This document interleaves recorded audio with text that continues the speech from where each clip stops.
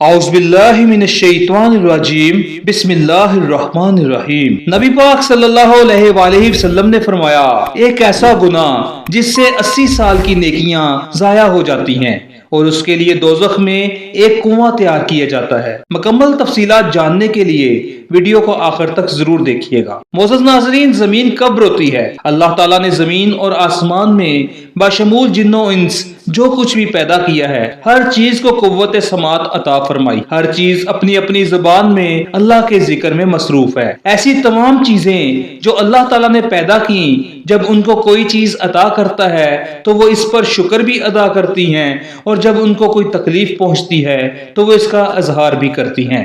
لیکن یہ اور بات ہے کہ اللہ نے ایسی آوازوں کو جنوں انس سے پوشیدہ رکھا ہے، یعنی دھرتی زمین کو ہی لے لیجئے، زمین بولتی بھی ہے، سنتی بھی ہے، خوشی غمی کو محسوس بھی کرتی ہے اور اس کا اظہار بھی کرتی ہے۔ نبی پاک صلی اللہ علیہ وآلہ وسلم نے فرمایا، دو موقع ایسے ہیں کہ جن پر زمین روتی ہے۔ پہلا موقع یہ ہے کہ جب ناحق کسی کا خون بہایا جاتا ہے، مقتول کا قطرہ زمین پر گرتے ہی زمین پکارتی ہے، الہی مجھے اجازت دے تاکہ میں قاتل کو بھی ابھی نگل جاؤں۔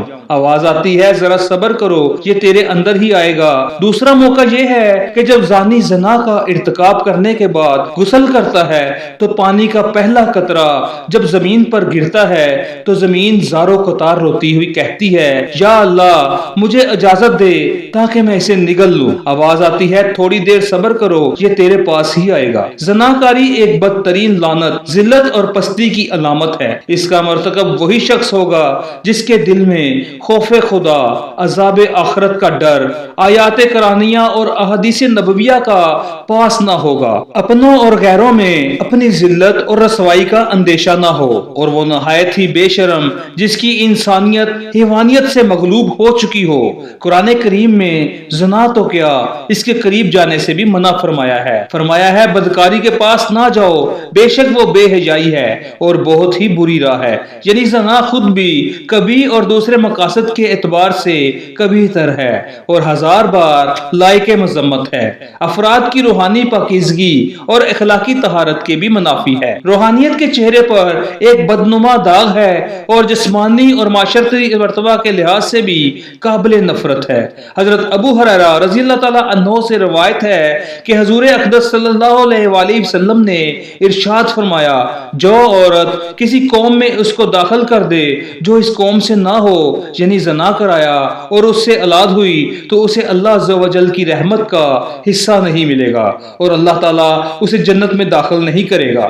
حضرت عبداللہ بن عباس رضی اللہ تعالیٰ عنہ سے روایت ہے کہ رسول پاک صلی اللہ علیہ وآلہ وسلم نے ارشاد فرمایا، جس قوم میں زنا اور سود ظاہر ہو جائے تو انہوں نے اپنے لیے اللہ عز و جل کے عذاب کو حلال کر لیا۔ حضرت عمر بن عاص رضی اللہ تعالیٰ عنہ سے روایت ہے کہ نبی پاک صلی اللہ علیہ وآلہ وسلم نے ارشاد فرمایا، جس قوم میں زنا ظاہر ہوگا وہ قحط میں گرفتار ہوگی، اور جس قوم میں رشوت کا ظہور ہوگا وہ روم میں گرفتار ہوگی۔ حضرت بریدہ رضی اللہ تعالیٰ عنہ سے روایت ہے کہ رسول پاک صلی اللہ علیہ وآلہ وسلم نے فرمایا، ساتوں آسمان اور ساتوں زمینیں بوڑھے زانی پر لعنت کرتی ہیں۔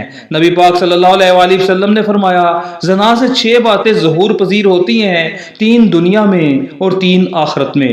دنیا میں زانی کا چہرہ سیاہ ہو جائے گا، اس لیے اس کے رزق میں تنگی آئے گی اور عمر سے برکت نکل جائے گی۔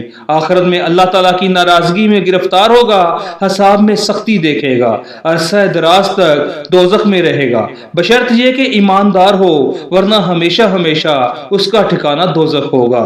نبی پاک صلی اللہ علیہ وآلہ وسلم نے فرمایا، جو کوئی آزاد یا غلام عورت سے زنا کرتا ہے اس کی قبر میں 20 لاکھ سوراخ کر دیے جاتے ہیں، جن سے سانپ اور بچھو اور آگ کے شعلے اس پر حملہ آور ہوتے ہیں اور وہ عذاب قبر میں مبتلا رہتا ہے۔ اسی طرح نبی پاک صلی اللہ علیہ وآلہ وسلم نے فرمایا، 3 قسم کے آدمیوں پر اللہ تعالیٰ رحمت نظر نہیں فرماتے: بوڑھا زانی، جھوٹی تقریریں کرنے والا اور تکبر کرنے والا فقیر۔ آپ صلی اللہ علیہ وآلہ وسلم نے فرمایا زنا سے 80 سال کی نیکیاں برباد ہو جاتی ہیں اور دوزخ میں ایک کنواں زانیوں کے لیے تیار کیا گیا ہے جس میں انہیں عذاب دیا جاتا رہے گا، اس کا نام حاویہ ہے۔ اس سے اگر ایک ذرہ نکال کر دوزخ کے دوسرے حصوں میں ڈالا جائے تو وہ اس سے جل جائیں گے۔ کسی انسان کا قتل کرنا کتنا بڑا گناہ ہے۔ احادیث سن لیجئے، حضرت ابو سعید خضری اور حضرت ابو ہریرہ رضی اللہ تعالیٰ عنہ سے روایت ہے کہ حضور پاک صلی اللہ علیہ وآلہ وسلم نے مومن کے قاتل کی سزا جہنم بیان کرتے ہوئے ارشاد فرمایا اگر تمام آسمانوں اور زمین والے کسی ایک مومن کے قتل میں شریک ہو جائیں تب بھی یقیناً اللہ تعالیٰ ان سب کو جہنم میں جھونک دے گا۔ قتل و غارت گری، خون ریزی اور فتنہ فساد اور ناحق خون بہانا اتنا بڑا جرم ہے کہ قیامت کے دن اللہ تعالیٰ ایسے مجرموں کو سب سے پہلے بے نقاب کر کے کیفر کردار تک پہنچائے گا۔ حضرت عبداللہ بن مسعود رضی اللہ تعالیٰ عنہ بیان کرتے ہیں کہ حضور پاک صلی اللہ علیہ وآلہ وسلم نے خون ریزی کی شدت بیان کرتے ہوئے ارشاد فرمایا قیامت کے دن سب سے پہلے خون ریزی کا فیصلہ سنایا جائے گا۔ حضرت عبداللہ بن عمر رضی اللہ تعالیٰ عنہ سے روایت ہے کہ نبی پاک صلی اللہ علیہ وآلہ وسلم نے باہمی خون خرابہ اور لڑائی جھگڑے کے تباہ کن نتائج سے خبردار کرتے ہوئے فرمایا کہ قتل و غارت گری اتنا بڑا جرم ہے کہ اگر کوئی فرد یا طبقہ اس میں ایک مرتبہ ملوث ہو جائے تو پھر اس سے نکلنے کا راستہ نہیں ملے گا۔ اللہ تعالی ہمیں نیک اعمال کرنے کی توفیق عطا فرمائے اور ہمارا خاتمہ ایمان پر فرمائے۔ اس طرح کی مزید ویڈیوز کے لیے ہمارے اس چینل کو سبسکرائب کریں۔ بہت شکریہ۔